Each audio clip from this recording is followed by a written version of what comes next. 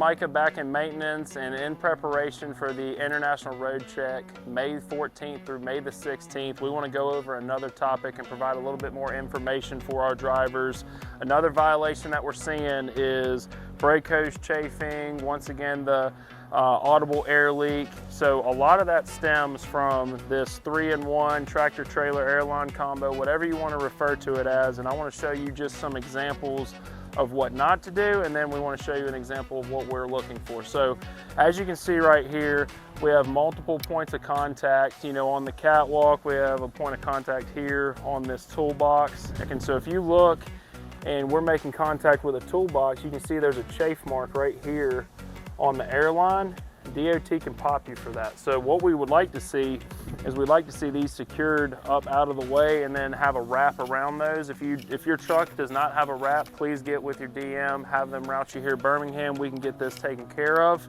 You can see there's only one hose tender on this on this setup here, which leads to your lines hanging on the catwalk. What we're gonna show you here in a second is a way to get this up off the catwalk and then also have kind of the flexibility to, as you have over-dimensional loads and then you're just hauling regular loads, we can move kind of where these hoses are positioned to meet your load needs.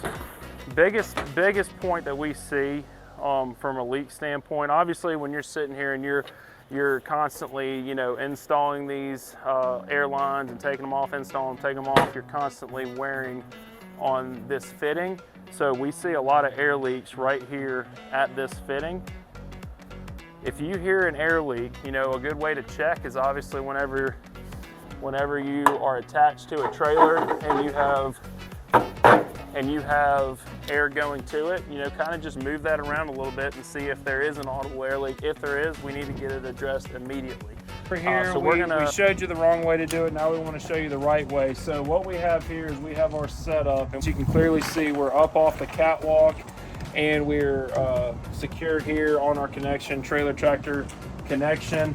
So I want to show you kind of how we accomplish this. The first clamp that you're going to have with your dual hose tender setup is a semi-stationary clamp. It can be moved, but you're going to have to either have a ratchet with a socket or a wrench to move that one. So this one we like to see secured, and it just kind of keeps the initial lines up off of anything here on your headache rack. The one that can be moved is this clamp style. So on this one, you just have to pull up. It's easier if you just take it the whole way off, but you can move your lines. You see right now, that's not what we're wanting, because you're gonna sit here and you're gonna rub on your catwalk. We also don't want it to be too tight, because if you're too tight, you're putting too much strain on those lines and you'll have that leak like we saw at the connection point here on your glad.